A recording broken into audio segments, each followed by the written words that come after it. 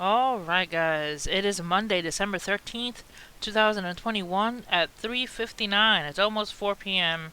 on the East Coast. Alright, let's take a look at the daily verses.net verse of the day. We got, again, Jesus said, "Peace be with you. As the Father has sent me, I am sending you." John 20, verse 21. Alright, so don't mind me if I sound a little hoarse for a little while. I just finished eating a Christmas little Debbie Christmas chocolate tree cake. So don't mind me. Alright, next. World's most expensive ugly Christmas sweater selling for $40,000. So apparently somebody made a Christmas sweater, an ugly Christmas sweater, being sold or crafted by a British man. He's describing it as the world's flashiest and most expensive Christmas jumper, and now he's trying to sell it for a pricey sum. That is a lot. It says the sweater in question is made from silk, 24 karat gold, diamonds, and Swarovski crystals, and is being sold by the artist who crafted it, who spent £7 or 9.3 thousand on the product, and the asking price is $40,000 for that sweater. Alright, guys, so if you guys want a really expensive sweater, look at England. Alright, next. Russia may be forced to deploy intermediate nuclear missiles in Europe if NATO refuses dialogue. Following a month of ratcheting U.S.-Russia tensions and a tit-for-tat accusations and posturing over Ukraine, the Kremlin has issued the biggest threat yet on Monday, saying it might now be forced to deploy nuclear missiles in Europe. This raises the stakes significantly higher in the standoff, which was sparked by widespread Western media reports alleging that Putin is preparing an invasion of eastern Ukraine by calling up tens of thousands of extra troops near Crimea and the border region. Russia said on Monday that it may be forced to deploy intermediate-range nuclear missiles in Europe in response to what it sees as NATO's plan to do the same. So NATO seems to be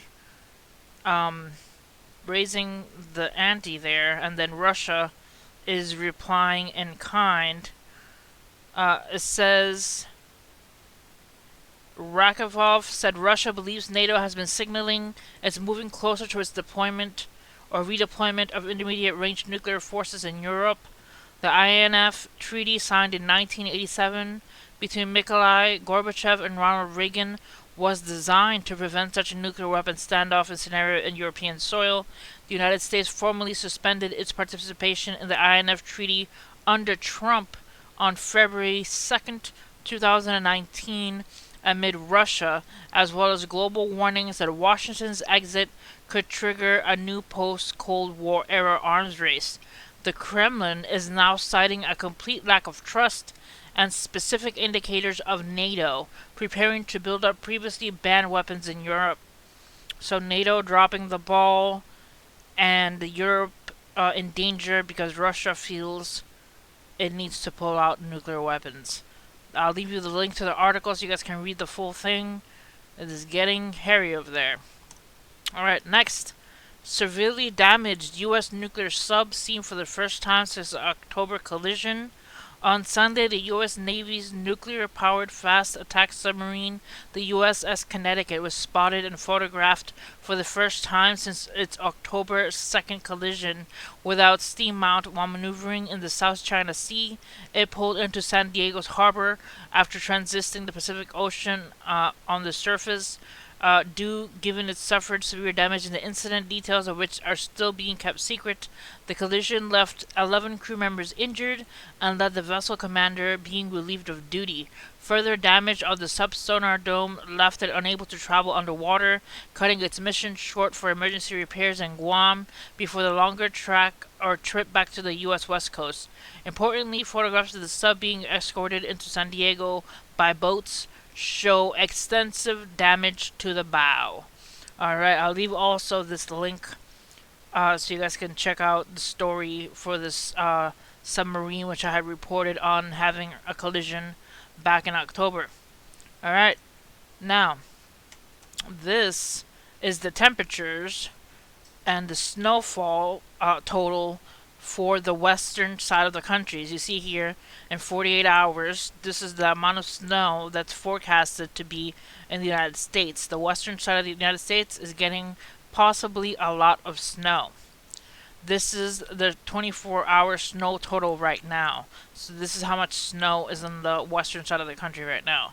But this is what's it forecasted. So all the way down to Albuquerque, New Mexico, parts of Denver, Salt Lake City, heads out, you possibly could get some snow. And here is the National Weather Service giving warnings, giving winter storm warnings for western Nevada and Oregon and Northern California.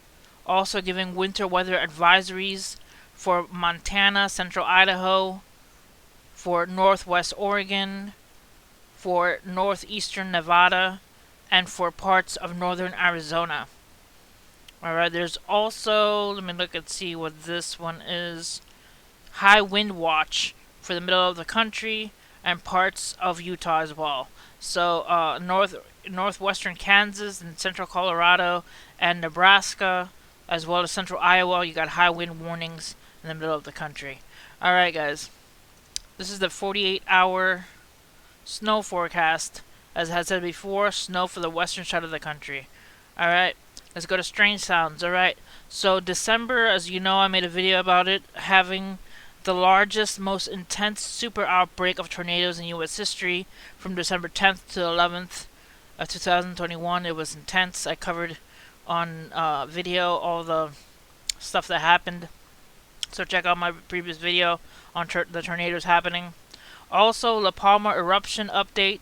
More than 33,000 people confirmed amid record-breaking 85 days of strong activity. 33,000 people confined in La Palma. Also, blowing up nuclear command and control satellites would cause nuclear war. So let's take a look at this story. Let's go into this story so you guys can check it out. Blowing up nuclear command and control satellites would cause nuclear war. When Russia blew up an old satellite with a new missile on November 15th, it created an expanding cloud of debris that will menace the outer space environment for years to come. Hypersonic fragments from the collision with Moscow's ground-launched anti-satellite weapon risk destroying other satellites used for communications, meteorology, and agriculture.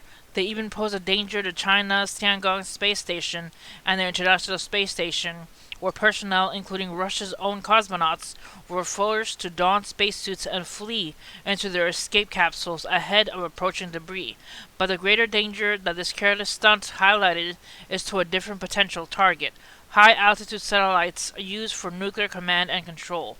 Those critical satellites face the threat of being attacked by co-orbital anti-satellite weapons, that is, other spacecraft with offensive capabilities. Destroying a nuclear command control satellite, even unintentionally, could lead a conventional conflict to escalate into nuclear war.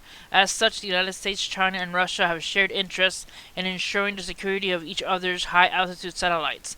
Satellites of integral in the United States nuclear command and control system. They would be preferred means to transit a presidential order to use nuclear weapons and would provide the first warning in an incoming nuclear attack. Russia uses satellites for similar purposes, even if it appears not to rely on them quite as much as the United States. While little is publicly known about China's nuclear command and control system, the U.S. Department of Defense has assessed that China is in the process of developing a space-based early warning system. The most important nuclear command and control satellites, thus for communications and early warning, are located in high-altitude orbits. Fortunately, most are strung out about 22,500 miles from the equator, far above the debris of the Russia ground-launched anti-satellite weapon tests. These satellites, however, are growing more vulnerable, particularly to orbital anti-satellite weapons. So that's sounding dangerous. Nuclear command and control satellites might be attacked deliberately after the prelude to a nuclear war. Alright, so if that happens, it'd be quite messed up. So I'll leave you guys a link to this article as well. But that is an interesting way of approaching possible future attacks. Just having to deal with satellites that launch nuclear weapons. Alright guys, that's it for this video. Hit like, subscribe for more news, and see you guys next time. God bless you guys.